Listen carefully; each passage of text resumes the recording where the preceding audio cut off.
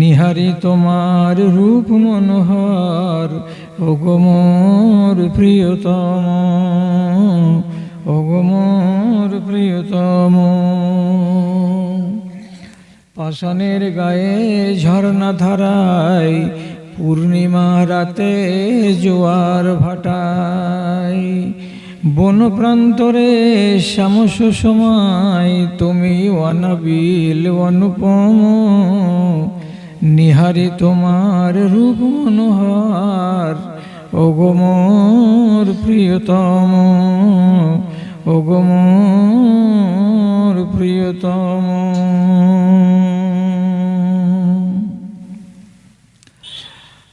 মাননীয় মুসলিম সমাজ, আরম্ভ মাত্রই আল্লাহ তাআলার শুকরিয়া আদায় করছি যে জালসার মৌসুমের শেষ প্রান্তে আপনারা আরেকবার এই ময়দানে এই মহতী জালসার নামে সমবেত হয়েছেন। মাগরিবের পর থেকে সিলসিলা চলছে, অনেক কথা শোনা হলো। অল্প আর একটু কথা শুনলেই আমাদের আজকের মতো এটা সভার কাজ সম্পন্ন হয়ে যাবে ইনশাআল্লাহ। বিষয়টা হলো, এই জমানায় মানুষের কাছে এত সময় নাই যে 6 ঘন্টা ধরে বসে বসে প্যান্ডেলে ওয়াজ শুনবে। মানুষ হয়ে গেছে এখন তাড়াহুড়ো প্রেমী এবং সময়কে বাঁচাতে বড্ড অভ্যস্ত। অনেকে বলছে যে এখানে সময় কাটিয়ে লাভ কি, কাল বাদ পরশু দিন খোঁজ করবার চ্যানেলে পাওয়া যাবে, বাড়িতে বসে বসে শুনে নেব, কাজ শেষ। মুর্শিদাবাদের শতকরা 90টা জালসা, একটা 17 নম্বর চ্যানেল আছে মুর্শিদাবাদ ডিস্ট্রিক্টের একটা পার্সোনাল কোম্পানির। সেটাকে যদি 10,000 টাকা দিয়ে ভাড়া করা যায়, তাহলে বেলা 3টা থেকে শুরু করে রাত্রি 3টা পর্যন্ত ওরা গোটা 4টা 5টা থানাতে এবং মালদা ডিস্ট্রিক্টের এই প্রান্তে এবং বীরভূমের প্রান্তে ওরা পৌঁছে দিবে। তাহলে যেগুলো চৌরাহাতে সারা রাত চায়ের দোকান চলছে, সেখানে টিভিতে দেখেন ওই ওয়াজ চলছে, কোনো জায়গাতে দেখতে পাবেন এমনি মানুষেরা বসে আমোদ করছে, পাশে এলসিডিতে ওয়াজ চলছে, বাড়িতে মেয়ে ছেলে পেলে দেখছে। তো এইগুলো জিনিস যখন মানুষের নাগালে চলে এসেছে, তখন আর কষ্ট করে প্যান্ডেলে আসে না। আপনারা যে কোন দেশের খ্যাপা, যে গোটা বিশনপুর গ্রামে সাবালক মানুষের সংখ্যা আছে 3 থেকে 4 হাজার। তো সবাই হুঁশিয়ারি হতে পারলো, আর আপনারা হুঁশিয়ার হতে পারলেন না যে এখানে এখনো বসে আছেন আর রাত্রি হতে চললো 11:30। যাক, 2-4টা কথা আপনাদেরকে শোনাই। রাত 12টা বেজে গেলে আমারও 12টা বাজবে, আপনাদেরও 12টা বাজিয়ে দেব, দিয়ে এখান থেকে একসাথে আমরা সবাই চলে যাব। কথাটা হলো এই যে আল্লাহ তাআলা সূরা আনকাবুতের 2 নম্বর আয়াতে বলছেন, তোমরা যদি ঘোষণা দাও মুখে মুখে যে আমরা সবাই মুসলমান মুমিন মানুষ, তো এই মুমিন মানুষ হয়েছি বলে তোমাদেরকে কি আল্লাহর আজমাইশ থেকে রেহাই দেওয়া হবে? তোমরা কি সব জায়গাতে পার পেয়ে যাবা যে আরে আমাদের উপরে কেন আযাব আসবে, আমরা যে মুমিন? আমাদের উপরে কেন ঝড় বৃষ্টি আসবে, আমরা যে মুমিন? আমাদের উপরে বৃষ্টি বন্ধ হবে কেন, অনাবৃষ্টি, আমরা যে মুমিন? তো এই যে আপনি মনে মনে বলবেন যে আমরা মুমিন মুসলমান, অতএব আমাদের উপরে কোনো ঝড় তুফান, কোনো আল্লাহ তাআলার পরীক্ষা আজমাইশ কিছু আসবে না, এটা নয়, এটা হতে পারে না।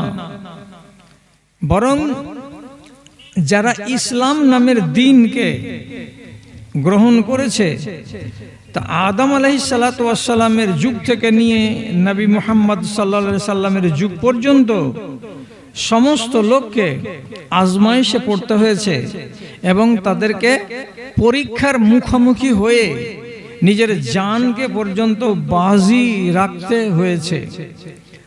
কম কষ্ট পায়নি। বিনা কষ্টে মুসলমানেরা টিকতে পারেনি দুনিয়াতে। পরীক্ষা দিতে দিতে, বালা মুসিবতের সাথে মোকাবেলা করতে করতে জীবন শেষ হয়ে গেছে। একটা নয়, দুটা নয়, লক্ষ লক্ষ মুসলমানের। এমন পর্যন্ত কি মক্কার জুলুম যখন বেড়ে গেল মুমিনদের উপরে, তো খাব্বাব ইবনে আরত বলে একজন সাহাবী, উনি রাসূলুল্লাহকে এসে বলছেন, আল্লাহ রাসূল, আপনি কি দোয়া করবেন না আমাদের জন্য? আর কবে আল্লাহর মদদ আসবে? আর সহ্য করা যায় না। কোন জায়গাতে কাউকে গাছে বেঁধে মারছে, কোন জায়গাতে কাউরি হাত আর পাকে বেঁধে গরম বালুতে শুইয়ে দিয়ে রাখছে, কোন জায়গাতে 4 দিন 5 দিন 6 দিন ধরে খেতে দেয় না, না খেয়ে ঘরের ভেতরে বন্ধ করে রাখছে। কোনদিন মানুষকে কোড়ার বাড়ি বাড়ি খেজুরের ডালের সকালে বিকালে পিটছে, শুধু দিন কবুল করার কারণে। তো এইরকম নির্মম অত্যাচারগুলো কতদিন সইতে হবে ঈমান এনেছি বলে? তো রাসূলুল্লাহ তখন তাদেরকে তাসাল্লি দিয়ে বললেন, লাকাদ কানা মিন ক্বাবলিকুম, তোমাদের আগে এমন কিছু সম্প্রদায় চলে গেছে, কিছু নবীর উম্মত, যে ওদেরকে হাত পা বেঁধে ওদের মাথার উপরে আড়ি চালিয়ে দিয়েছে। লোহার আড়ি যেমন কাঠ চিরা করে চিরে, তেমনি করে মাথাকে চিরে দুখান করে, মুখকে দুখান করে, সিনাকে দুখান করে, 2 টুকরো করে দিয়েছে। কিন্তু ওরাকে আল্লাহর দিন থেকে সরাতে পারা যায়নি। তোমাদের আগে কিছু কিছু লোক এমন গত হয়ে গেছে, লা ইউজাউ আলা রাসিহিম ও মিনশার, এই যে আড়ি রেখে দেওয়া হয়েছে। আবার কাউরি মাথার চুলকে লোহার চিরুনি দিয়ে খুবলে খুবলে চুল মাংস মাথা থেকে খুলে খুলে নামিয়ে দিয়েছে, দিয়ে আযাব দিয়েছে। তথাপি তাদেরকে ঈমান থেকে সরাতে পারা যায়নি। কাজে যারা মুসলমান ঈমানদার, তাদেরকে এই কথাটা দেখলে ঘাবড়ালে চলবে না যে আমার সামনে এত বিপদ কেন, আমি এখন এইরকম মুসিবতে পড়েছি, আল্লাহ আমার কি হবে, সব শেষ হয়ে যাবে নাকি? আল্লাহ তাআলা নিজেই বলছেন, তোমাদেরকে ফিতনাতে না ফেলে, তোমাদেরকে আজমাইশের মুখে না ফেলে এমনি এমনি ছেড়ে দেওয়া যাবে, এরকম মুসলমানদেরকে করা হয়নি। সব সময়ে যুগে যুগে মুসলমানদেরকে পরীক্ষা দিতে হয়েছে, আজমাইশে পড়তে হয়েছে, মুসিবতে পড়তে হয়েছে, দিনকে বাঁচাতে হয়েছে। এভাবেই এ প্রসঙ্গে আপনাকে আমি কি বলবো, রাসূলুল্লাহ একদিন বলছেন, ইউশিকু আন তাদা আলাইকুমুল উমাম, একদিন তোমাদের সামনে এমন একটা দিন আসবে, চারিদিক থেকে তোমাদেরকে দুশমনেরা ঘিরে ধরবে। পূব দিক থেকে, পশ্চিম দিক থেকে, উত্তর দিক থেকে, দক্ষিণ দিক থেকে, চারিদিক থেকে নানান রকমের শত্রুরা তোমাদেরকে চাপতে চাপতে চাপতে চাপতে একেবারে সংকুচিত করে দেবে। কেমন করে ঘিরে ধরবে? যেমন কি একটা বড় প্লেটে এক গাদা খাবার রাখা হয় এবং তার চারিদিকে গোল হয়ে মানুষেরা বসে যায়। কে এদিক থেকে খাবে, কেউ এদিক থেকে খাবে, কেউ ডান দিক থেকে খাবে, কেউ বাম দিক থেকে খাবে। তো বড় প্লেটটা থেকে খাবার উঠিয়ে উঠিয়ে খাবার জন্য গোল হয়ে মানুষ যেমন চারিদিক থেকে প্লেটটাকে ঘিরে নেয়, ফাঁকা থাকে না, ওই রকম চারিদিক থেকে তোমাদেরকে ঘিরে ধরবে। তোমরা ফাসাদে পড়ে যাবে, তোমরা মুসিবতে পড়ে যাবে, তোমাদের দিন এবং তোমাদের ঈমান এবং তোমাদের জান এবং তোমাদের মাল চ্যালেঞ্জের মুখে পড়ে যাবে। এত মুসিবত তোমাদেরকে ঘিরে ধরবে।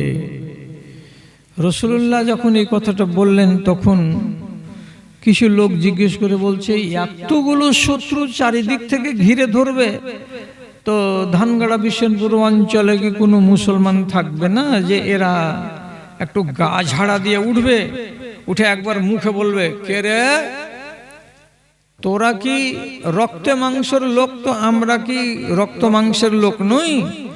দেখে নিব এক একজনাকে, মোকাবিলা হবে। এ কথা বলে মুসলমানেরা রুখে দাঁড়াতে পারবে না। সেদিনকে মুসলমানের সংখ্যাটা এত কম হবে আল্লাহ রসুল? তো নবীজি বলছেন না, মুসলমানের সংখ্যা কম হবে না, অনেক হবে, অনেক অনেক মুসলমান থাকবে। কিন্তু কেমন হবে?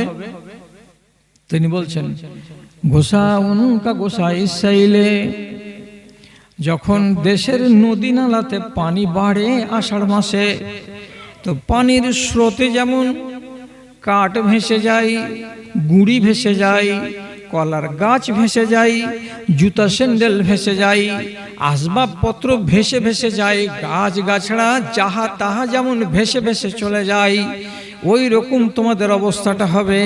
তোমরা লক্ষ লক্ষ মুসলমান হতে গেলেও যেমন বৃষ্টির পানিতে সব ভেসে চলে যায়, ওদের ধরার কেউ লোক থাকে না, তেমনি তোমাদের অবস্থাটা হবে। তোমরা কেউ স্থির হয়ে দাঁড়াতে পারবে না, সব স্রোতে বয়ে যাবে। কেন এমন হবে?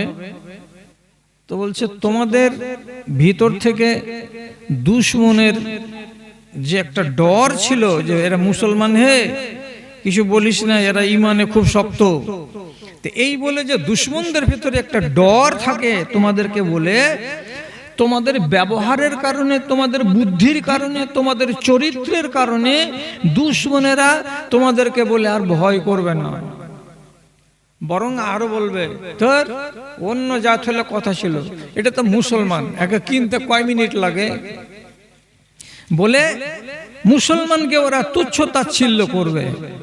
আর আরেকটা রোগ হবে কি, মুসলমানদের ভিতরে বিশাল বড় একটা রোগ ঢুকে যাবে, এরা মৌতকে অপছন্দ করবে আর মালের মোহাব্বতে পড়ে যাবে কঠিন হয়ে।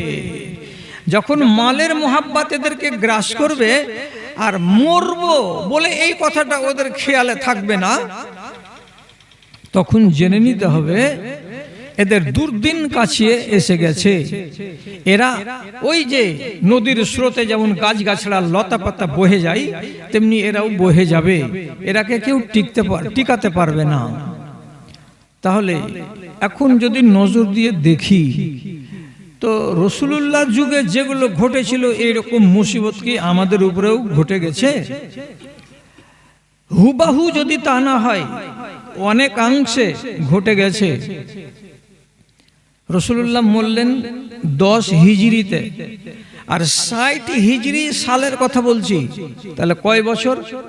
রাসূলের জিন্দেগি 10 বছর বাদ দিয়ে 60 হিজরিতে যদি হিসাবটা করি, তো 50 বছর পরের কথা। আপনাকে পরিষ্কার বলছি, আবু হুরায়রার মতো সাহাবী তিনি কি করেন, মাঝে মাঝে মাঝে মাঝে আল্লাহ তাআলার কাছে দোয়া করেন আর বলেন, আল্লাহুম্মা ইন্নী আউযু বিকা মিনাস সিত্তিনে, আয় আল্লাহ আমি তোমার কাছে পানাহ চাইছি 60-এর দশক থেকে। 60-এর দশক মানে কি? 60 হিজরি থেকে শুরু করে 61, 62, 63, 64, 65, 66, 67, 68, 69, 70, এই 10টা বছরকে বলা হয় 60-এর দশক। তিনি আল্লাহর কাছে দোয়া করে বলছেন, আল্লাহ আমাকে 60-এর দশকের ফিতনা থেকে বাঁচিয়ে নিও, ওই ফিতনা যেন আমাকে দেখতে না হয়। ওই সময়টাতে প্রচুর ফিতনা হয়েছিল ইসলামী জাহানে। তো কোন কোন ফিতনা হয়েছিল? একগুলো ঘরোয়া ফিতনা, একগুলো দুশমনদের চাপিয়ে দেওয়া ফিতনা, একগুলো মুসলমানে নিজে নিজে লড়ে মরে ফিতনা, আর আরেকগুলো দুশমনদের পক্ষ থেকে চাপিয়ে দেওয়া ফিতনা। এই ফিতনাতে মুসলমানেরা জর্জরিত হয়ে গেছিল। বিপদটা কত বেড়েছিল সেই যুগে। বুখারীতে হাদিস আছে যে ওই সময় এবং তারপরে আরো একটা সময় আসছে, সেই সময় মানুষের সামনে যখন বিপদ বেশি হয়ে যাবে, বাড়িতে বাড়িতে অশান্তি, পাড়াতে পাড়াতে অশান্তি, গ্রামের এ মাথা ও মাথাতে অশান্তি, অঞ্চলে যখন অশান্তি, যেদিকে যাবে সেদিকে যখন দেখবে দাঙ্গা হাঙ্গামা, অশান্তি, ফিতনা, ফাসাদ, তখন মানুষ কি করবে? জানের খেদে তখন কি বলবে? হাত্তা ইয়ামুররার রাজুলু মিনাল কাবরে। এমন একটা সময় আসবে মানুষ একটা কবরের গোড়া দিয়ে গত হবে, কবরটার দিকে তাকাবে আর তাকে বলবে নতুন এটা কবর, কালকে কিংবা পরশুদিন এখানে এই মানুষটাকে মাটি দেওয়া হয়েছে। এরকম একটা নতুন কবরকে দেখবে আর কবরের পাশে দাঁড়িয়ে গিয়ে বলবে হায় আল্লাহ, আমি কেন বেঁচে আছি এই ফিতনার জমানায়? এই কবরের ভেতরে যে লোকটা আছে ওই লোকটা না হয়ে আমি যদি ওই জায়গাতে হতাম তো বড্ড ভালো হতো, আমি সমস্ত ফিতনা থেকে মুক্ত হয়ে যেতাম, আমি এত ঝামেলার মুখোমুখি হতাম না। কবরে চলে যাওয়াটাকে পছন্দ মনে করতে লাগবে লোক। কিসের জ্বালাই? ফিতনার জ্বালাই। তাহলে কত রকমের ফিতনা হয়? আপনি কি কি ফিতনা দেখেছেন? একটা বাড়ির ফিতনা বলছি। 3টা বেটা, 2 বেটা বাপকে দেখে না, একটাই বেটা দেখছে। তো বাপ শেষ বয়সে আছে, পিশাব পায়খানা বিছানাই করছে। তো এই রকম হালাতে বেটা বলল বড় ভাইকে আর মেজো ভাইকে, বাপ তো আমার একার নয়, তোমাদেরও বাপ, তোমরা একবার করে 1 মাস, তুমি 1 মাস নিয়ে যাও, এই মুসিবতটা আমাকে একাই কেন টানতে দিছো তোমরা? তো বড় বেটা বলছে তুই বাপের জমি এখন খাচ্ছিস, তোর দিকে বাপ আছে, তুই টান। মেজো বেটাকে বলা যাচ্ছে, তো মেজো বউ বলছে কি ওসব ঝামেলা আমার বাড়ি আনবে না, না তো চৌকিকে খাটলাকে আমি গড়িয়া গুঁড়েতে ফেলে দেবো, আমি ওসব উড়া বুড়ার টানা টানতে পারবো না, কেউ টানবে না। এখন এই ছেলেটা একাই টানছে, বিরক্ত হয়ে গেছে টেনে টেনে পিশাব পায়খানা বড় মানুষের। একদিন বাপ নিজের মনে বলছে তোকে 2 বিঘা জমি গেল দি, 1 বছর থেকে তুই আর সেবা করছিস, যদি একটা চাকর রাখতে হয় তো আমার নামে, তো 5 থেকে 7 হাজার টাকা মাস দিয়ে একটা চাকর রাখতে হবে, যেভাবে ময়লা টানছে। তো এই হারে যদি দেওয়া যায় তো আমাকে জমি বিক্রি করেই তো দিতে হবে, তাকে না তুই আর তোর বউটা টানছে, তো তোকে আমি 2 বিঘা জমি দিব। যখন 2 বিঘা জমি দেওয়ার কথা বলল, 2 বেটা, একবার সকালে 1 বেটা আসে আর একবার বিকালে আর 1 বেটা আসে, আর বড় হেসে এখানটা দেখিয়া চলে যায়। তুই যদি খালি জমি লিখে দিয়েছিস তো ঘুরে রতুয়া থেকে আসবি না, তোকে দুখান করে দিব, আর তোর বেটাকেও দুখান করব, কইরা তারপরে জমি জমা গেলে আমরা ভাগ করব। এটা কত বড় ফিতনা নিয়ে বাস করছে আপনি বলতে পারছেন? একটা বাড়িতে এটা ফিতনা আছে। এখন আপনার গ্রামে নাই, এটা আলাদা কথা। কত যে বাড়ি আছে এইরকম যে স্ত্রীর জ্বালা নিয়ে পুরুষটা পুড়ে মরলো, কত যে বাড়ি আছে এরকম যে বৌমাকে সোজা পথে শাশুড়ি আনতে পারে না, অথচ মজবুর হয়ে 60 বছর 70 বছরের বৃদ্ধ মানুষ ওই ফাজের বউয়ের হাতের রান্না খাচ্ছে আর চোখের পানি ঝরাচ্ছে, আলাদা হয়ে রান্না করতে পারে না। ওই একটা মুসিবতের ভিতরে পড়ে আছে। তাহলে এইরকম মুসিবত বাড়িতে বাড়িতে, টোলাতে টোলাতে, ভাইয়ে ভাইয়ে ভর্তি হয়ে আছে আমাদের ভিতরে। এগুলো মুসিবত আমাদেরকে টানতে হচ্ছে, আল্লাহ তাআলার পক্ষ থেকে আসা। আবার একগুলো মুসিবত হলো দুশমনদের চাপিয়ে দেওয়া। আল্লাহ রসুল বলছেন জয়লাতিল আরজু মসজিদান ওয়া তুহুরান, আমি এই মাটিকে পাক করেছি যেখানে তোমার মন হবে নামাজ পড়তে পারো। একগুলো লোক এই দুনিয়ারই, ওদের হাতে আছে শাসন ক্ষমতা, ওরা পরিষ্কার ভাষাতে মুসলমানকে বলছে মসজিদের বাহিরে কোনো জায়গাতে যদি নামাজ পড়তে দেখতে পায় তো রুলের বাড়ি দিয়ে পুলিশকে দিয়ে পাছা লাল করে জেলে ঢুকাবো, 10 দিনের জেলের ভাত খাইয়ে তারপরে তোমাকে বাড়ি পাঠাবো, যেখানে সেখানে নামাজ পড়তে পারবা না। মুসলমান কত বড় আজমাইশে আছে আপনি ভেবে দেখুন তো একবার। কোন এই ভারতবর্ষেরই মাটিতে কেউ শাসন ক্ষমতা নিয়ে বসে আছে, সে বলছে ওই গায়র মুসলিমেরা তোমরা জমি বিক্রি করো, কিন্তু কোন একটা গায়র মুসলিম যেন এই মুসলমান মিয়াদের কাছে বিক্রি না করে। কোন মুসলমান মিয়ার কাছে জমি বিক্রি করা চলবে না। তবে মুসলমান মিয়া যদি বিক্রি করে তো তোমাদের কি না চলবে, কিন্তু কোন গায়র মুসলিমের জমি কোন মুসলমান কিনতে পারবে না। এটা কম বড় মুসিবতের কথা হলো? এটা কি ছোট মোটো আজমাইশে পড়েছে মুসলমানেরা? কখন বিয়ে হয়েছে কোনটা মেয়ে ছেলের ধরে নেন কথার কথায় 20 বছর আগে 5টা ছেলের মা ওর খতিয়ান বাহির করে দেখছে এই মেয়েটির বিয়ে হয়েছিল 13 বছর বয়সে, ওর স্বামীকে ধরে জেলে ভরে বলছে এই 18 বছর বয়সের আগে কোনো মেয়েকে বিয়ে করেছো, তার মানে তুমি তাকে ধর্ষণ করেছো। এটা হলো ধর্ষণের আইন, তোমাকে জেলে যেতে হবে। শত 5 ছেলের বাবা 6 ছেলের বাবা সুখের সংসার কাটাচ্ছিল, এবার জেলের ভাত খাচ্ছে কি বলে? ও ধর্ষক। নিজের স্ত্রীকে নিয়ে ঘর সংসার করে 4টা ছেলের বাপ, 14 বছর বয়সের মেয়েকে বিয়ে করেছো, তুমি ধর্ষণ করেছো ভারতের আইন অনুযায়ী, তুমি জেল খাটো। এটা কি ছোট মোটো আজমাইশে আপনারা আছেন বা আমাদের মতো মুসলমানেরা আছে?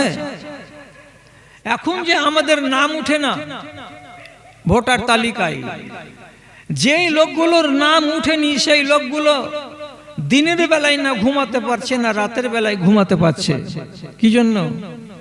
একগুলো লোক বলছে তোরাকে বাংলাদেশ পাঠিয়ে দিবে, তো গোটা পরিবারের সবটি থাকবে আর একটা বাংলাদেশে চলে যাবে। কিছু কিছু মানুষকে শিখানো হচ্ছে বা বলা হচ্ছে তোমাকে ডিটেনশন ক্যাম্পে নিয়ে যাবে, ওখানে তোমাকে দিন রাত থাকতে হবে, তোমার বাল বাচ্চা এখানে থাকবে, তুমি ডিটেনশন ক্যাম্পে সরকারের ঘরে থাকবা, খেত দিবে ওরা, মরবা তুমি ওইখানে, বাড়ি আসতে পাবা না। এই আতঙ্কর কারণে একটা মুসলমান বা একটা নারী আরামে কি দিন কাটাতে পারে না। খালি ভোট দেওয়াটা বড় কথা নয়, এইরকম বিশাল বিশাল বড় আজমাইশ আমাকে ধরবে আর আপনাকে ধরবে। রাসূলুল্লাহ শেষে এমনও কথা বলেছেন যে যদি এইরকম আজমাইশকে থামতে না পারো তাহলে তোমাকে কোনো একটা বড় বৃক্ষের তলায় গিয়ে আশ্রয় নিতে হবে, হাত্তা ইয়াতিকা আল মউত। ওইখানে জঙ্গলের ফল ফলারি খেয়ে দে, মাঠের এদিক ওদিক কুড়িয়ে বুড়িয়ে কিছু খেয়ে দে, জান বাঁচাবে, তার কিছুদিন পরে তুমি গাছের তলায় মরে যাবে। আশা করিও না যে আমাকে কেউ গোসল দেবে, আমাকে কেউ কাফন দেবে, আমাকে কেউ খালে কবরে ঢুকাবে, এগুলো আশা করিও না। তুমি ওই গাছের তলায় দিন কাটাতে কাটাতে মরে যাবে, বাস তোমার কাজ শেষ হয়ে যাবে। অন্য হাদিসে রাসূলুল্লাহ বলছেন যে তোমার কাছে যদি 4-5টা ছাগল থাকে, ছাগল ভেড়াটিকে নিয়ে তুমি চলে যাও কোনো নির্জন জায়গায়, সারাদিন ছাগল চড়াও, সন্ধ্যাবেলায় ছাগলটিকে গাছে বেঁধে দাও। কোনোটা ছাগলের যদি দুধ হয় একটু করে বাসনে করে দুহে নাও আর নিজে খাও আর রাত কাটাও। গাছের তলায় ছাগল নিয়ে চলে যাবে, তোমার বাকি জিন্দগিটা ওখানেই কেটে যাবে। তুমি বাইরে আসবে না, তুমি গ্রামে আসবে না, তুমি সমাজের লোকের কাছে আসবে না, তোমাকে ফিতনার ভেতরে পড়তে হবে না। এটা ওষুধ, রাসূলুল্লাহ শেষ ওষুধ বলেছেন। এরকম দিন আমাদের কাছে চলে আসতে পারে, কেন আসবে এটাও তো একটা জিজ্ঞাসা। কি জন্য এমন দিন আসবে? তার কারণ বুখারীর আগেকার হাদিসে বলা হয়েছে মৌতকে বলে যারা ভয় করবে আর দুনিয়ার মালের পিছনে যারা দৌড়াবে তাদের দুর্গতিটা বেশি হবে। আর সেই লক্ষণটা এখনকার জামানাতে আপনাকে কি বলবো, রাসূলুল্লাহ হাদিসে বলছেন ইয়াতি আলান নাসি জামানুন লা ইউবালিল মারউ, একটা সময় চলে আসবে সেই যুগের মানুষ ইনকাম করার জন্য বাড়ি থেকে বের হবে, টাকা উপার্জন করব বলে বের হবে, কিন্তু টাকাটা যে উপার্জন করলাম এটা হালাল থেকে করলাম না হারাম থেকে করলাম, এটা জায়েজ থেকে করলাম না এটা নাজায়েজ থেকে করলাম। যেই চাউলটিকে আজকে রান্না করলাম আমার বাড়িতে, যে মাছটাকে তরকারি হিসাবে রান্না করলাম আমার বাড়িওয়ালি আমার বাড়িতে, এই মাছের টাকাটা হালাল না হারাম, এই চাউলটা যে কিনে এনেছি এটা হালাল না হারাম। এই হালাল না হারাম এই কথাটা কোনো মানুষ ভাবতে চাইবে না। টাকা হলেই হলো, পয়সা হলেই হলো, ধন হলেই হলো, আর বাকি কিছু দেখার নাই। এইরকম সময় চলে আসবে যখন মানুষের মেজাজ এইরকম হয়ে যাবে, তখন জানতে হবে তোমাদের উপরে মুসিবত ঘনিয়ে আসছে। আল্লাহ মাফ করে। 4 থেকে 5 মাস আগে এটা দিয়ে আসা যাওয়া তো করি মাসে একবার করে, তো দেখলাম এই শাকির মোড়ের ত্রিমোহনীটাতে একটু কাজ আরম্ভ হয়েছে। তারপরে মনে মনে বললাম চা খেতে খেতে যে 15 দিন পরে আসবো, তো এই জায়গাটাকে খুব সুন্দর দেখতে পাবো। 15 দিন পরে এসে দেখছি যেটি মাল ছিল অর্ধেকটি উঠে গেছে, আর যেমনকার অবস্থা তেমনই থেকে গেছে। জিজ্ঞেস করলাম যে কি ব্যাপার গো, কাজটা বন্ধ কেন হয়ে গেল? তো বলছি যে কন্ট্রাক্টর পালিয়ে গেছে। পালালো কেন? তো ওকে সামনাসামনি বলছে ওর লেবারেরাকে, টাকা দে কাজ কর, টাকা না দিবি রাতের বেলায় একটাকে ফেলে দেবো। কে বলছে কথাটা? বলছি জানি না। কোথাকার লোক? বিশনপুরের লোক, ধানগড়ার লোক, এলাঙ্গির লোক, হলদিবাড়ির লোক? কে বলছে কথাটা? বলছে মৌলী সাহেব ওগুলাতে ডুবতে যায় না, একটু ডুবে দেখতে গেলেই বুঝতে পারবে যে কে কথাগুলো বলছে। যাদেরকে আমাদের দেশওয়ালি বাংলাতে বলে ডন, ডনেরা বলছে। ওরা মুসলমান না গায়ের মুসলমান? ওরা মুসলমানের বেটা। হ্যাঁ হ্যাঁ আসলেই এটা মুসলমান। কেন? রাসূলুল্লাহ বলেছেন এদের কথাটাই, যেমন একটা দিন চলে আসবে যে মানুষ নিজের পেটের ভাত উপার্জন করার জন্য নিজের মাল বিক্রি করবে তো ঝুঠা কসম খেয়ে, এবং নিজে এমন এমন উপায়ে মাল কামাই করবে যেগুলো উপায় হলো ডাহা হারাম, হারাম উপায় মাল কিনে 4-5টা বাল বাচ্চাকে নিয়ে খাবে, কিন্তু একবার ওর দিলটা কাঁপবে না যে আমি করলাম চুরি ডাকাতি আর খাচ্ছে আমার 4-5টা বাল বাচ্চা, মেয়ে, স্ত্রী, ছেলে। কিয়ামতের দিন এরা কি আমার পাপের কেউ ভাগ নিবে? কেউ নিবে না। তাহলে আমি কেন চুরি করছি আর এ করে ডাকাতি করে মাল উপার্জন করছি? ওর ভিতরে কি আল্লাহর ভয় আছে? ওর ভেতরে কি কোরআনের ভয় আছে? ওর ভেতরে কি কবরের ভয় আছে? ওর ভেতরে আমাকে মরতে হবে, মরার পরে সামনাসামনি আল্লাহ তাআলা দাঁড়িয়ে আমাকে হিসাব লাগবে, এই কথাটা কি তার অন্তরে আছে? নাই। থাকলে কি আর এত বড় কাজ করে? আমি কোন এক আল্লাহওয়ালার বাড়িতে মেহমান হলাম। এই এলাকাটা পাকুড়ের এলাকা।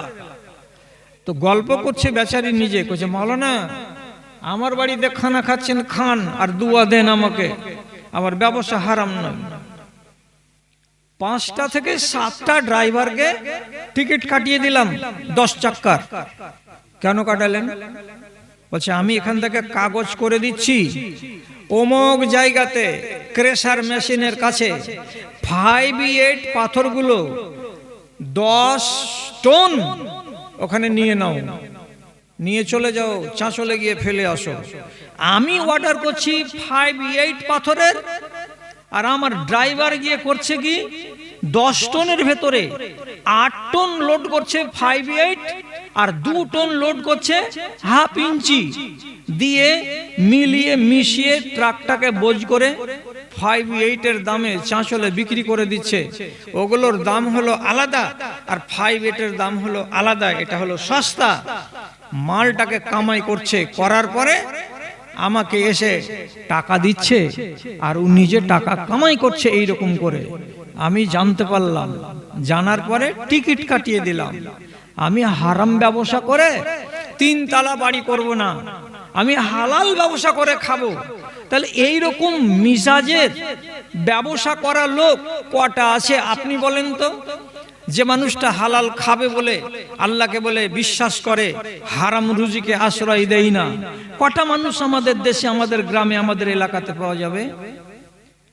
যদি না থাকে তাহলে পরে আজমাইশে আপনি পড়বেন না তো কে পড়বে? আপনাকে আল্লাহ তাআলা মুসিবতে না ফেলবে তো কাকে ফেলবে? গত 1 মাস জুটেনি, আমি গুমানি স্টেশনের পাশে ওয়াজ করতে গেলাম, তো আমাকে বিষয় বেঁধে দিল। তো আমি বিষয় আঙুল গুনে গুনে বলছি। 1 বছর আগে এই এলাকায় জালসা করে গেছি। মা বোনেরা তোমরা বরযাত্রী যেও না। জবাব দেন আপনারা, বন্ধ হয়েছে? লোক বলছে জি না, বন্ধ হয়নি। মা বোনেরা পর পুরুষের গায়ে হাত লাগিয়ে মেহেদি লাগাবে না, এটা একবারে হারাম কাজ। বন্ধ হয়েছে? বলছে না, বন্ধ হয়নি। আমি বলেছিলাম আপনাদেরকে 1 বছর আগে, যে কোনো মাকে, খালাকে, দিদিকে, বোনকে অনুরোধ করে বলেছি, জীবন ব্যভিচার করিও না। আর পালিয়ে বাড়ি থেকে বিয়ে করে বাপের অনুমতি ছাড়া তুমি নিজেকে পাপী জাহান্নামী বানায়ও না। তো আপনাদের দেশ থেকে এইভাবে বাড়ি থেকে আউট হয়ে গিয়ে কোন ছেলের সঙ্গে বিবাহগুলো কমেছে? বুঝেন না, আরো বেড়ে গেছে। আরো ওদেরকে আমি জিজ্ঞেস করে বললাম, এই দেশের মা খালারা কি মরা দেখতে যায়? বলছে ঝাঁকে ঝাঁকে যাই। অনুরোধ করে বললাম এগুলো হারাম জিনিস, মায়েরা তোমরা করবে না।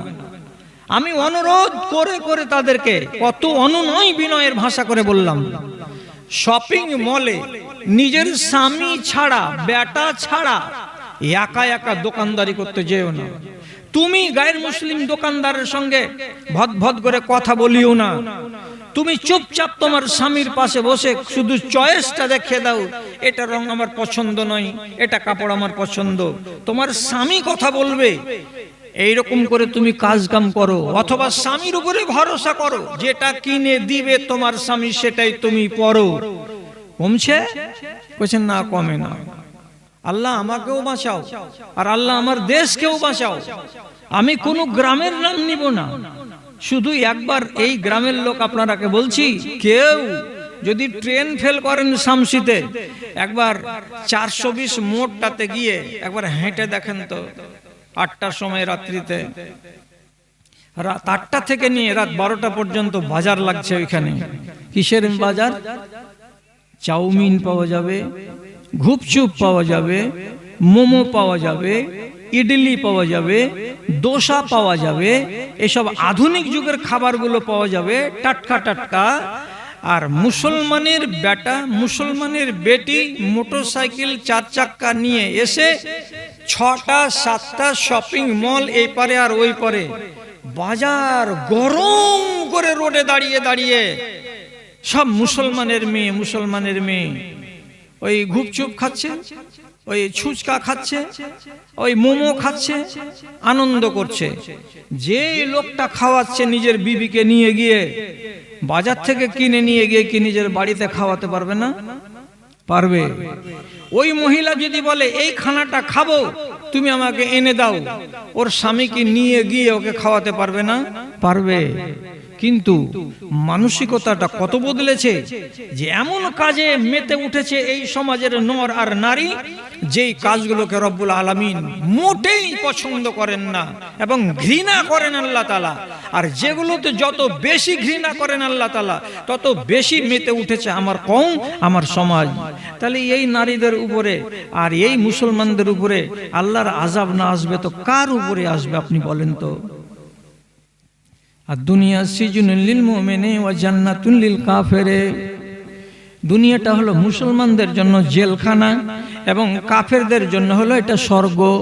স্বর্গতে যেমন কি হয়, ওখানে হারাম বলে কিছু নাই, যেটা মনে লাগে সেটাই করো, যেটা মনে লাগে সেটাই খাও। তেমনি গায়ের মুসলিমদের জন্য হলো দুনিয়া জান্নাত।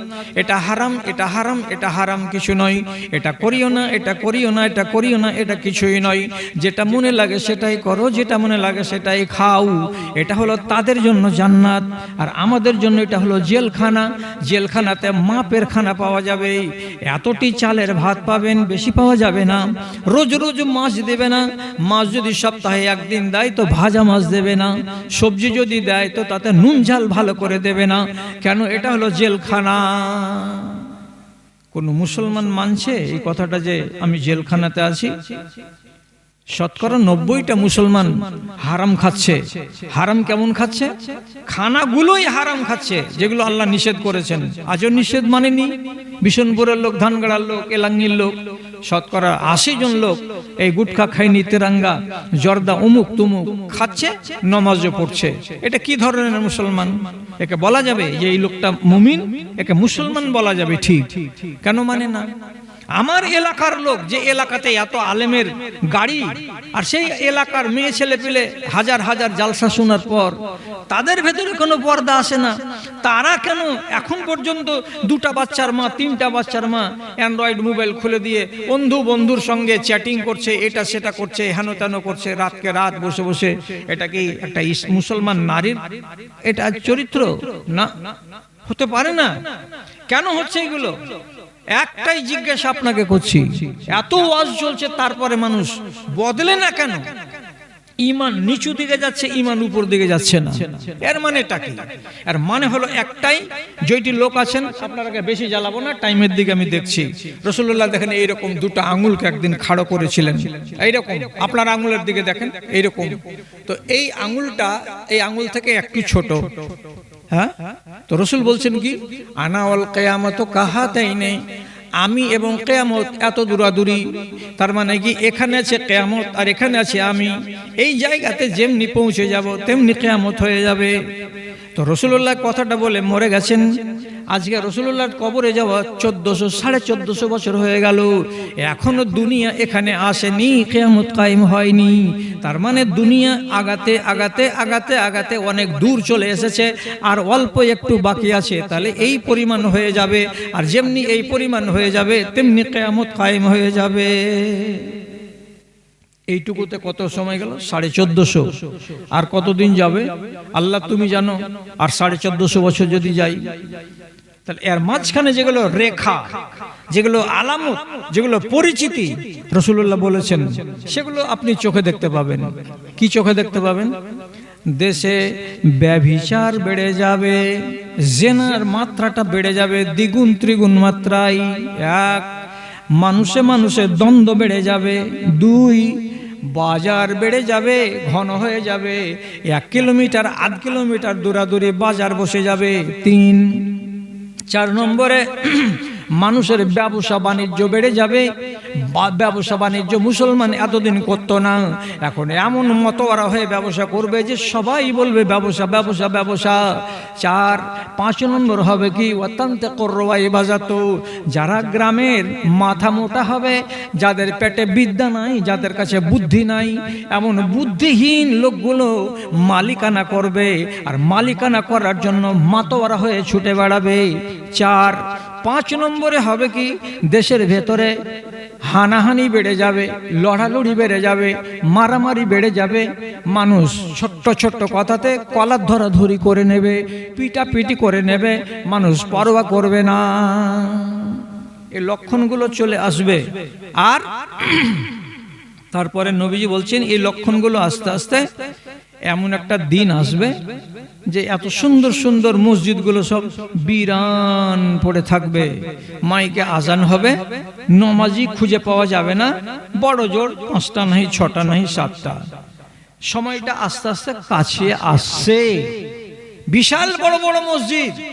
আপনি নিজের গ্রামেরটা দেখে খুশি হয়েন না যে আমাদের মসজিদে তো 3-4 লাইন করে নমাজি হচ্ছে। খালি বিশনপুর দেখলে হবে না, আর দুনিয়ার মসজিদগুলোকে ঘুরে দেখেন। আজান করছে, টাইলস বসানো মসজিদ, ফ্যান বসানো মসজিদ, এসি লাগানো মসজিদ। আজানের পরে দেখেন 10-12টা লোক আছে, বাকি লোক নাই।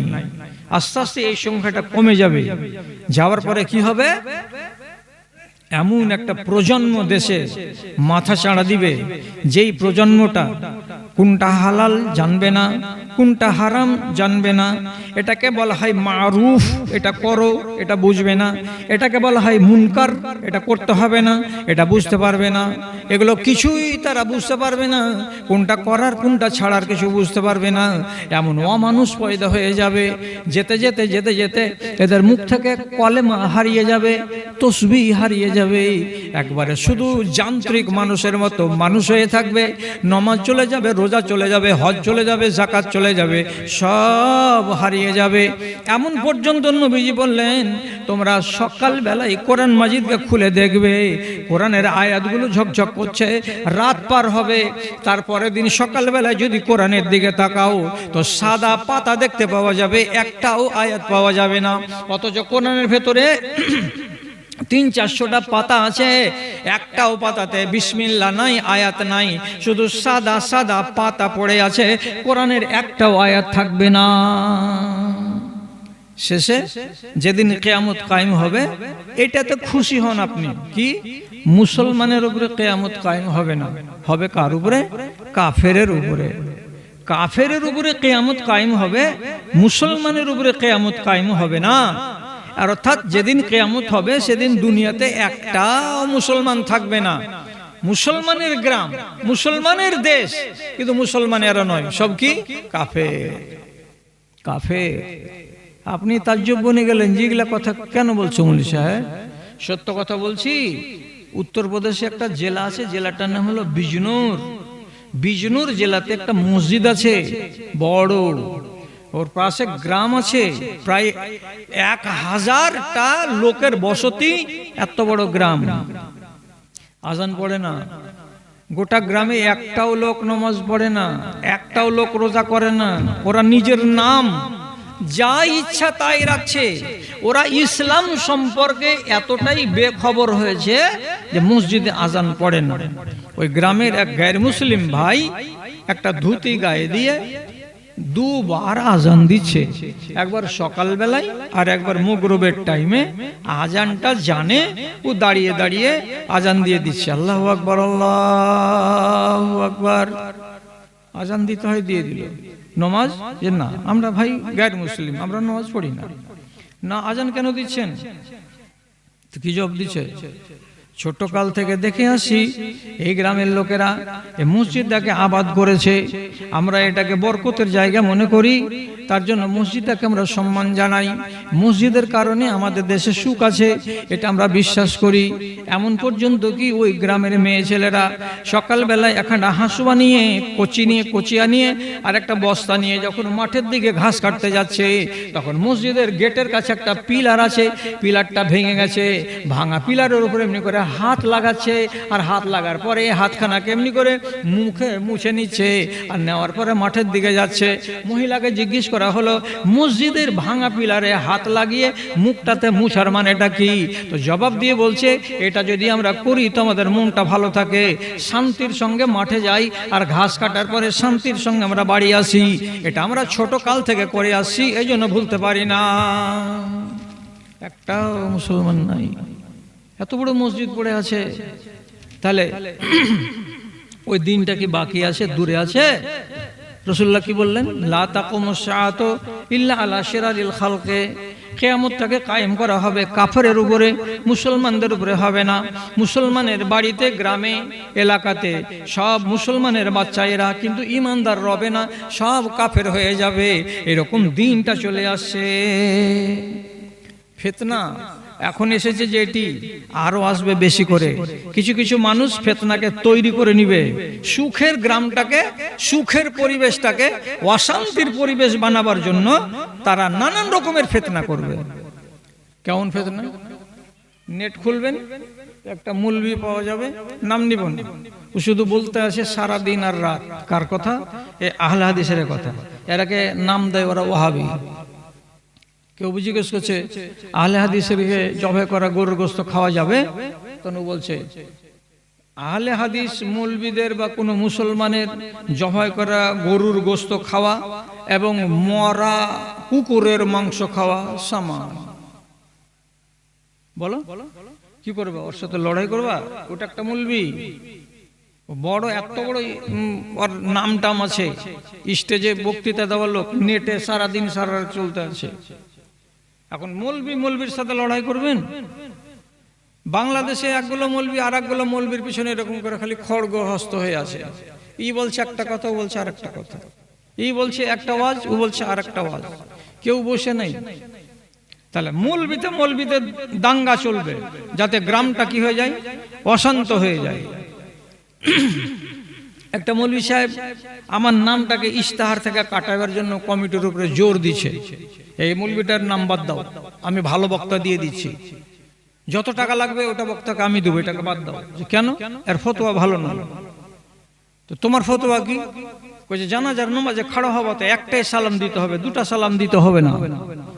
আর আমি বলেছি যে জানাজার নামাজে সালাম ফিরার কালে একটা যদি দাও তাও দাও, দুটা যদি দাও তাও দাও, দুটাই হাদিস সহি, আল্লামা আলবানী রহমাতুল্লাহ আলাই বলে দিয়েছেন। তো আমি যদি দুইয়ের উপরে আমল করি তো আমি কি করে এত খাতারনাক হয়ে গেলাম? আর ও যদি একটার উপরে আমল করে তো ও কি করে নেককারের বেটা নেককার হয়ে গেল? এখন এগুলো নিয়ে রসারসি দড়ি টানাটানি চলছে। একগুলো মৌলবি বলছে যে যারা টাকা দিয়ে ফেতরা দেবে ওকে ফেতরা একবারে হারাম, ওরা জাহান্নামী। আর যারা খ্যাপা, ফেতরা যদি কেউ বাড়তে বসে থাকে একটা কানা করিও না দেয় তো ওর নামে জাহান্নাম কোনটা লেখা আছে?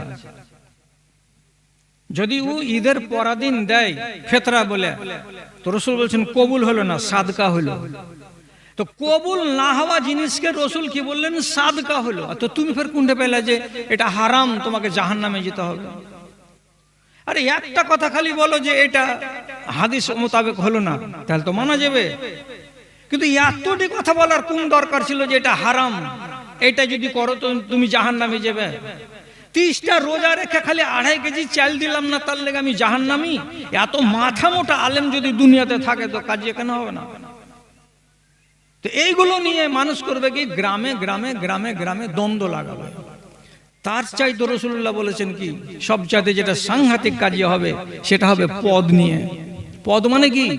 আমাকে সর্দার করো, যদি না করবে তো আমি 6 ঘর নিয়ে আলাদা হয়ে আছে। কি আছে? টাকা আছে নাকি? না কোনো মোহ আছে যে আমাকে সর্দার হতে হবে, আমাকে মোড়ল করো, না যদি মোড়ল করো তো তোমার জামাতে থাকলাম না। এইভাবে জামাতটাকে ভাগ করে দিল। তো মোড়লে কি আছে? রসগোল্লা রাখা আছে নাকি যে হতেই হবে? অথচ রাসূল করিম সাল্লাল্লাহু আলাইহি সাল্লাম বলছেন হযরতে মুআজ রাদিয়াল্লাহু তাআলা আনহুকে, আবু যর রাদিয়াল্লাহু তাআলা আনহুকে, আবু যর বলছেন আলা তাস্তামিলুনি, রাসূল আপনি আমাকে একটা গভর্নর বানিয়ে দেন না, ইয়ামানের কিংবা হাবাসার কিংবা মিশরের কিংবা বাহরিনের, আমাকে একটা গভর্নর তৈরি করেন। রাসূল বলছেন না, তুমি দুর্বল মানুষ, তোমাকে গভর্নর বানানো হবে না। আর একটা কথা হচ্ছে এই, তোমাকে যদি আমি দেখো এই আবু যর, এই জিনিসটা হলো কিয়ামতের দিন লজ্জার কারণ। হাজার হাজার চেয়ে নেওয়া পদাধিকারী ব্যক্তি কিয়ামতের দিন মুখ পোড়া হয়ে খাড়া হয়ে থাকবে। হাযা খিজিউন ফিল আখিরাতে, কিয়ামতের দিন তোমাকে লজ্জিত হতে হবে। খবরদার পদ চেয়ে নিও না। ফাইন উতিতাহা, চাওয়ার পরে যদি তোমাকে দেওয়া যায়, তুমি চেয়ে নিয়েছো পদ, তারপরে তোমাকে দেওয়া হয়েছে সেই পদটা, তাহলে কি হবে? উক্কেলা ইলাইকা, তোমাকে এটা সঁপে দেওয়া হলো আল্লাহর পক্ষ থেকে কল সাথে আঙুল দিয়ে। কিয়ামতের দিন তোমার কাছে আল্লাহ তাআলা হিসাব বুঝিয়ে নেবেন। আর যদি লোক চাপিয়ে দেয় তোমার উপরে, না তোমাকে নিতে হবে এইটা, তাহলে বুরে কালাকা, তোমাকে আল্লাহ তাআলা বরকত দেবেন, তোমার ব্রেন দিবেন, মগজ দিবেন, বুদ্ধি দিবেন, আল্লাহ তোমাকে তৌফিক দেবেন, তুমি ঠিকঠাক করে এটাকে আঞ্জাম দিতে পারো। তো যত সর্দার সব চাওয়া, না দাও তো জামাত ভাগ করে দেব, এটা হয় না? কত পদ থেকে পালাতেন সাহাবায়ে কেরাম। হযরত উমরকে এই যে পেটে ছুরি মেরে দিয়েছিল, তো ছুরি মারার পরে হযরত উমর 3 দিন বেঁচে ছিলেন, ঠিক না? 3 দিন। 3রা দিনের দিন উনি 6টা লোককে শুরা কমিটির সদস্য বানালেন। শুরা কমিটি কে কে? 6টা লোক, হযরত আলী, হযরত উসমান গনি, তারপরে হযরত জুবাইর, তারপরে হযরত তালহা, সাদ বিন আবি ওয়াক্কাস, আব্দুর রহমান বিন আউফ। 6টা মানুষ, এরা 6 জনই হলো জান্নাতের সার্টিফিকেট পাওয়া লোক। দিয়ে হযরত উমর বললেন এই 6 জন লোক তোমরা বসে মশওয়ারা করো কোনটা লোককে খলিফা বানানো যাবে আমার মরার পরে। আমি যতক্ষণ মরিনি ততক্ষণ আমি আছি, আর যেমনি আমি মরে যাব খালি যেন পড়ে না থাকে মসনাদটা, একজনকে খলিফা বানাতে হবে। তো তোমরা 6 জন লোকের ভেতরে কোনো একজনকে খলিফা বানাও। তাহলে মনে মনে তো এরা সবাই বলতে পারে আমি হব খলিফা, আমি হব খলিফা। তো 6 জন লোক বসলেন। বসার পরে প্রথম বলা হচ্ছে কে কার নাম প্রস্তাব দিবে।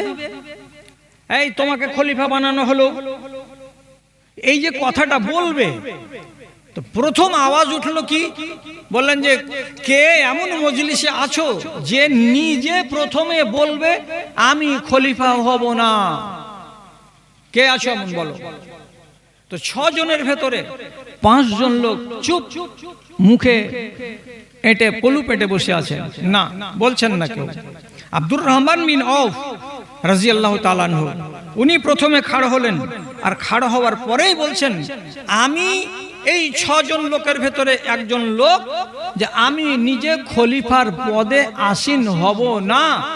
অতএব আমার ফয়সালাটাই গ্রহণযোগ্য হবে, যাকে আমার যার নাম আমি দিব, আলোচনার পর সেটাই তোমাদের মানতে হবে। তিনি সরে দাঁড়িয়ে গেলেন যে আমি খলিফা হব না। আবার একটা ইতিহাসের রিওয়ায়াত থেকে পাওয়া যাচ্ছে হযরত উসমান একটু সাপোর্ট দিয়ে পাঠিয়ে দিলেন কাকে? আব্দুর রহমান বিন আউফকে। আব্দুর রহমান তোমাকে খলিফা হতে হবে। তো তিনি তখন রওজাতে গিয়ে দোয়া করছেন আল্লাহ তাআলার কাছে যে পরওয়ারদিগার আমি খলিফা হব না, আমার ওই দিন আসার আগে তুমি আমাকে মরণ দিয়ে দিও, আমি মরে যাব, কিন্তু আমাকে যেন এরকম কোনো পদ নিতে না হয়, পদে যাব না। তাহলে পদ থেকে পালিয়ে বেড়াচ্ছেন কারা? সাহাবায়ে কেরামরা।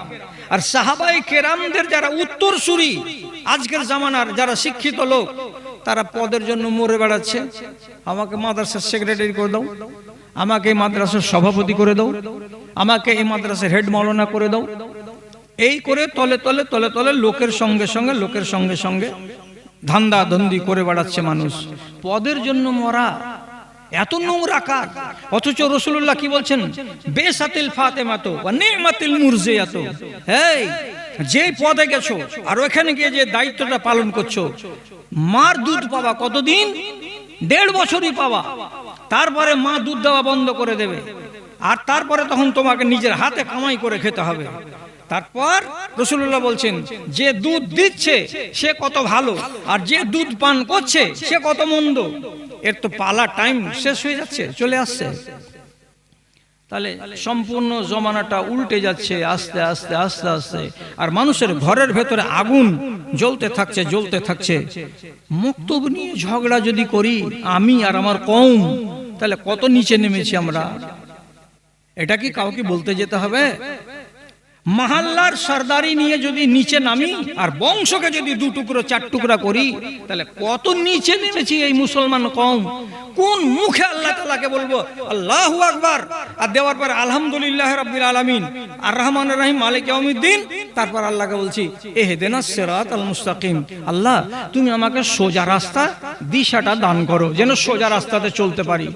বাইরে তুমি যোগ সাজস করে আসলা মুরলি নেওয়ার জন্য বাঁশদিলা গ্রামকে, আর তুমি মসজিদে এসে আল্লাহ তাআলাকে বলছো আল্লাহ তুমি আমাকে সিধা রাস্তা দেখাও। এতে কি সিধা রাস্তা পাওয়া যাবে? যত তুমি ফাসাদকে ডেকে আনবা তত তোমার কপালে দুর্গতি আসবে। এই করে করে করে করে আমাদের বয়স কত হলো? এখন 66 হয়ে গেল। কত মাদ্রাসা দেখলাম, কত মসজিদ দেখলাম, কত নতুন নতুন মাদ্রাসা গজিয়ে উঠছে, তাও দেখছি আর দেখতে পাবো। আর কত সেক্রেটারি এলো আর গেল, আর কতজন সেক্রেটারির মাল খাওয়ার জন্য মুখী আছে, একা হটাও আর আমাকে দাও। এগুলো দেখে দেখে দেখে দেখে 66 বছর বয়স পার হয়ে গেল। কবে কবরে চলে যাব, আর এই দ্বন্দ্ব মানুষের ভিতরে লেগে থাকবে। ভাই, যদি আপনি সাফ হয়ে পাক হয়ে ইমানদার হয়ে দুনিয়া থেকে মরতে চান, তাহলে 1 নম্বর কথা বলবো কি, মানুষের দায়িত্ব নেওয়া থেকে 20 হাত দূরে থাকেন। আমি নিব না ভাই, আমার দ্বারাই চলবে। কেন? এই যে দোষের কাজ করতে গিয়ে কার মন টুটবে, কার মন ভাঙবে, যদি আপনার দ্বারাই বিচার একটা খালি ভুল হয়ে যায় তো তাহলে কত বড় খেসারত। রাসূলুল্লাহ বলছেন ওর চুলকে দড়ি দিয়ে বেঁধে সুরাইয়া নক্ষত্রের পাথরের সঙ্গে মজবুত করে গিরা লাগিয়ে 500 মিটার লম্বা প্যারাশুটের দড়ি দিয়ে ওকে ঝুলিয়ে দেওয়া হবে আসমানে, আর দিয়ে এদিক থেকে হিলাবে একবার তো ওদিকে চলে যাবে শ্রীলঙ্কা, আর একবার ওদিক থেকে যখন দোলনা দিবে তখন এদিকে চলে যাবে নেপাল। এত জোর জোর করে দোলনা খেলবে। এটা গামহাড়ের গাছ নয়, এটা নক্ষত্র সুরাইয়া নামের। ওই নক্ষত্রতে তোমাকে দড়ি বেঁধে ঝুলিয়ে যখন ডান আর বাম করে দোলনা দেওয়া হবে, চুলের ঝুঁটিতে বাঁধা থাকবে, আর ওজনটা আপনার কত হবে, কত কুইন্টাল। সেই মানুষটাকে যখন ঠেলা পড়বে তখন বলবে ইয়া লাইতানি মা উল্লি তো হাজা, হায় আমার দুঃখ, হয় আমার কপাল, আমি কিসের জন্য এ দায়িত্বটা নিতে গেছিলাম, আমি কেন মোড়ল হতে গেলাম, কেন বিচার করতে গিয়ে ঘুষখোরি করলাম, কেন আমি ফাইন করতে গেলাম উমুকের বেটাকে, কেন আমি ছেড়ে দিলাম উমুকের বেটিকে। এই যে ঘুষখোরি করে করে করে মোড়লি করা, আর রাতকে রাত বসে বসে একটা সামান্য কথাকে নিয়ে গড়িয়ে গড়িয়ে গড়িয়ে গড়িয়ে সময় নষ্ট করা, আর অন্যায়ভাবে কাউকে জরিমানা চাপিয়ে দেওয়া। কিসের জন্য? কিছু টাকা আমার পকেটে আসবে, কিছু টাকা আমার ভাই মোড়লের পকেটে আসবে। হারাম খাওয়ার জন্য যারা ধান্দাবাজি করে, কিয়ামতের দিন যখন তাকে দোলনা দেওয়া হবে সুরাইয়া নক্ষত্রের সাথে বেঁধে দিয়ে, সেদিন তখন বলবে আক্ষেপ করে, আল্লাহ কিসের জন্য মাতব্বর হয়েছিলাম, কিসের জন্য মোড়ল হয়েছিলাম। এক্ষুনি টাইম আছে, যাক ওয়াজ ঘড়িটা অনেক বেঁচে গেল, এত দূর আপনাকে রাখবো না। চলে যাওয়ার কালে শুধু আপনাকে একটা কথা বলে যাচ্ছি, এই 2-3টা কথা আপনারা মনে রাখবেন, আর রাখার পরে আপনিও চলেন আর আমিও চলে যাব। সেটা হলো 1 নম্বর কাজ, যে ইসলামে জাসুসি করা হারাম। আপনার ঘরের ইজ্জত যদি আমি বিক্রি করি তাহলে এটা হলো পাকা হারামি কাজ। ইন্না দিমাআকুম ওয়া আমওয়ালাকুম ওয়া আরাযাকুম হারামুন আলাইকুম। আপনার ভেতরে কোনো যদি দোষ ত্রুটি থাকে পরের কাছে নিয়ে যাওয়া, আপনার ইজ্জতকে নিয়ে খেলা করা, আর এটা হলো জাসুসের কাজ। জাসুসি কাজটাকে একবারে সমূলে ভুলে যান। গ্রামের কোনো মানুষের ভেতরে যদি কোনো দুর্নীতি থাকে তাহলে আপনি এখানেই মিটাবার ব্যবস্থা করেন, অন্যর কাছে নিয়ে যাবেন না। আমার গ্রামের ইজ্জত অন্য জায়গাতে গিয়ে বিক্রি করতে যাবেন না। সবাইকে এটা বলছি, মা বোন ভাই সবটিকে বলছি, জাসুসি করা থেকে নিজেকে বাঁচাবেন। এটা আল্লাহর কাছে অত্যন্ত ঘৃণিত কাজ। আর আরেকটা কথা বলছি, আপনারা মুসলমান জাতি, এটা সবকটা মজবুত করে ধরেন। ছেলে পিলে জন্মিছে তো একটা বেটা যখন চোখে দেখতে পেলেন তখন কি আপনি মনে মনে ভাবেন যে আমি 7 বাদশার ধন পড়ে পেলাম? এত মুলবি মাওলানাকে জিজ্ঞেস করার মানে কি, এটা কি নাম রাখবো জি মাওলানা, একটু মশওয়ারা দেন তো, আমার একটা বেটা হয়েছে। তো একটা বেটার নাম রাখতে গেলে 14টা আলেমের বাড়ি বাড়ি ঘুরে বেড়াবার কোন দরকার? সব থেকে ভালো নাম আব্দুল্লাহ, আব্দুর রহমান। যদি 50টা আব্দুর রহমান আমার গ্রামে হয়ে যায় তো অসুবিধা আছে জি? কোন অসুবিধা আছে? বাপের নাম আব্দুর রহমান, বেটার নাম আব্দুর রহমান, বাপের নাম আব্দুল্লাহ, বেটার নাম আব্দুল্লাহ। কতটি নেবেন আপনি হাদিসে? তো এরা ওই নামগুলো রাখবে না। কি নাম রাখবে? আল্লাহ তুমি হেফাজত করো। যেমন এখনকার নতুন নাম আবরাম, এটা কোন ইসলামী নাম হলো? কিয়ামতের দিন যে ডাকবে যে আবরাম, আবরাম মানে কি? আরেকটা ছেলের নাম বলছে, এর নাম কি কইছে? আয়ান। আয়ান মানে কি? আরেকটা ছেলের নাম কি কইছে? আরিয়ান। তা আরিয়ান মানে কি রে? এক যুগ চলে গেল কি খালি ছেলের নাম রাখা সাদ্দাম। সাদ্দাম মানে জানো? সাদ্দাম মানে হলো আরবিতে সদ দালমিম সদামার মানে হলো অ্যাক্সিডেন্ট হওয়া, গাড়িতে মুখোমুখি হয়ে লড়ে যাওয়া, কি বলে? সাদামা বলে। আর এই সাদামা শব্দটার ইসিম মুবালাগা, মানে চরম মাত্রায় যখন হয়ে যাবে ওটাকে মুবালাগা বলে আরবিতে, ওটা হয়ে গেল সাদ্দাম। আর তরজমা হলো চরম বিধ্বংসী। তো সাদ্দাম প্রেসিডেন্ট ইরাকের, এর নাম কি? তো সাদ্দাম হোসেন। ও কেমন ছিল জানা নেই? তো জানা তো আছে, তার নাম তো সাদ্দাম। সাদ্দাম মানে চরম বিধ্বংসী। আর একটা মুসলমানের বাড়িতে একটা ছেলের নাম রাখছে কি? সাদ্দাম হোসেন। হোসেন কেন এলো তোমার নামের সাথে? কে হোসেন তোমার? এলো গলত নাম। শুধু রাখো হুসাইন, ঠিক আছে। আর সাজ্জাদ হোসেন এই গলত নাম। উল্টা পাল্টা করে নাম রাখা, তার ভিতরে সব থেকে বেরামি লাগলো কোনখানে? পশ্চিমবাংলার নাম করা বক্তা, আমি নাম নিব না, না তো নেটওয়ালারা বলে দিবে, দুনিয়াকে ওয়াজ করে করে চুষে বেড়াচ্ছে, ভারত আর বাংলাদেশ আর নেপাল আর উপাল আর এই পাল, আর ওর স্ত্রীর নামে গোলমাল লেগে গেছে। এখন সুপ্রিম কোর্টে যাচ্ছে নামটাকে চড়াইবার জন্য। নাম রাখছো না অনেকে, কেন মুসলমানেরা? একটা ছেলে হলো, কি নাম রাখলে? বলছে আসমা খাতুন। ঠিক আছে, আসমা খাতুন। যেদিন বিয়ে হয়ে গেল তখন ওর নাম হয়ে গেল আসমা বিবি। আর আসমার যেদিন স্বামী মরে গেল তখন ওর নাম হয়ে গেল কি? আসমা বেওয়া। কোন তোমার বাপ বললো এগুলা করে বদলি করতে? হ্যাঁ, যেদিন জন্মিল আসমা আর নাম রাখলা তুমি আসমা খাতুন, কবরে যাওয়ার আগেখানে যে এলান হবে মসজিদে, ওই আসমা খাতুন দিয়েই হবে। বিবি কেন হবে? কাউরি নামের শেষখানে। আর বেওয়া কেন হবে? কাউরি নামের শেষখানে। এই শেরশাবাদ জাতি যা ভুল করেছি এর আগে, আর ভুল করিয়েন না বাপ জানেরা। নাম প্লেন নাম রাখেন, একদম সোজা সাপটা নাম রাখেন, আর ইসলামী নাম রাখেন। আল্লাহ আপনাদেরকে সুমতি দান করে।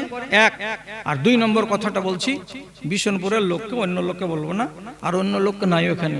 জালসাটা কম হয় বাবা, তোমরা জালসা খুব বাড়িয়ে দিলে। এত কি জালসা কেউ করে? একটা কবরস্থানের জালসা, একটা জুমা মসজিদের জালসা, একটা হিফজুল কোরআনের জালসা, একটা উত্তর মাথার জালসা। তো মইনুল মাস্টার বলবে সালা আমরা জীবনে করি না, আজ একবার করেছি তো মৌলভী আমরাকে ঝাড়তে বসেছে। না না না, ওটা কথা বলিনি আমি। প্রয়োজন আছে বলে জালসাটা করা হয়েছে। তো জালসাটা কমাতে হবে। কমাতে মানে কি? প্রতি বছর কেন জালসা করবে কবরস্থান? প্রতি বছর কেন জালসা করবে হিফজুল কোরআন? প্রতি বছর কেন জালসা করবে জুমা মসজিদ? আর এই আমাদের জাতির হলো দুর্দশা কি? মসজিদকে ফকির বানানো। কোটা ঘোরা, লাইনে লাইনে কোটা ঘুরছে, এটা কি ফকির? মসজিদের ইমাম একদিন খালি এলান করবে, এখন ক্যাশে টাকা নাই, আগামী মাসে ৭,৮৯০ টাকা কারেন্টের বিল এসছে, আপনারা একটু মেহেরবানি করবেন। মসজিদের ইমাম যদি একবার খালি বলে দেয় মসজিদে খুতবা দেওয়ার পরে যে আগামী মাসের বিল এত তারিখে লাগবে, যারা দিলওয়ালা আছে মসজিদের গেটের কাছে একটা ডালি রেখে দিবেন, খালি একটা ডালি, ডালি যেটা বলছি কথাটাকে মেনে দেখেন একবার, একটা ডালি রেখে দিবেন। আর একদিনকার জুমা মসজিদ থেকে বের হওয়া মানুষের দেখবেন ডালির টাকাটাকে গুণ আপনার কারেন্টের বিল হয়েছে না হয়নি? আমরাই তো দিচ্ছি, আপনারাই তো দিচ্ছেন। একটা ধান্দা জন্মে গেল কি? এই কবরস্থানে জালসা করো, এই হিফজুল কোরআনে জালসা করো, এই গরু কাটো, আর এই মানুষ কাটো, ধ্যান কাটো, ধ্যান কাটো। এগুলো জিনিসকে কমান। এগুলো কমাতে গেলে ভালো আছে এক, আর যেটা সব থেকে বড় কথা, আমাকে রেহাই দেন। এভাবে জালসাতে আমি আসতে পারবো না। আজকের মতো এটা শেষ ঘোষণা। আগামী বছর থেকে কে নিবেন সেটা একটাই আল্লাহর বান্দা পাবে। হয় দক্ষিণ মাথা নিবে, না হয় উত্তর মাথা নিবে, না হয় মধ্যপাড়া হিফজুল কোরআনওয়ালা নিবে। আর ফালাহুল মুসলিম এটা তো আমাদের 10-এর মাদ্রাসা, এটা আলাদা কথা, ওটাকে ধরিয়েন না। একটা জালসা করতে আসতে পারবো। বয়স 66 বছর চলছে, আর 4 মাস গত হলে 67-তে পা দিয়ে দিব। আর এভাবে চলতে আর পারবো না। শেষ। এবার আল্লাহ তাআলার কাছে আপনাদের জন্য মঙ্গল কামনা করছি, আর রব্বুল আলামিনের কাছে দোয়া করছি, আল্লাহ আমার এই গ্রামটাকে তুমি যাবতীয় রকমের ফিতনা ফাসাদ থেকে তুমি মাহফুজ করিও। আর গ্রামের ভিতরে যে ঐক্য আছে, ইত্তেহাদ আছে, আল্লাহ তুমি ইত্তেহাদটাকে নষ্ট করে দিও না, আমাদের ঐক্যকে তুমি বজায় রাখিও। আল্লাহ তাআলা আমরা যতক্ষণ আছি আমাদেরকে ঈমানের উপরে কায়েম দায়েম রাখিও। আমিন বিরহমাতিকা ইয়া আরহামার রাহিমিন। এখানে 1500 টাকা আমাকে কে দিয়েছেন একজন, আমি নামটা যে ভুলে গেলাম গো। আচ্ছা আচ্ছা আচ্ছা, মহিলা মাদ্রাসার পক্ষ থেকে এসেছে এখানে 1500 টাকা। আর এখানে 300 টাকা দিয়েছে, 400 টাকা দিয়েছে আমার মামা তো বোন, অর্থাৎ ওই আব্দুল্লাহ মামা যে মারা গেছে, ওর একটা বেটি আছে আমিনা, ও নিজের আহল আয়ালের নামে দিয়েছে এখানে 400 টাকা। আর এটা কে আছে? তুমি